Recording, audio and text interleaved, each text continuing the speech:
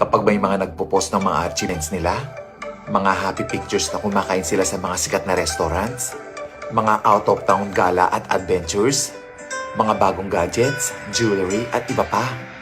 Or even selfie while they're drinking their favorite milk tea or coffee. Hindi agad yun pagyayabang. It's just simply enjoying what they have right now.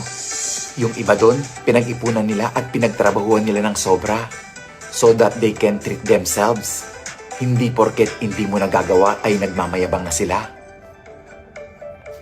Inggit ka lang. Ang mundo ay puno ng problema. Alisin ang inggit sa puso at ayaan ang iba na mag-enjoy at mabuhay ng masaya.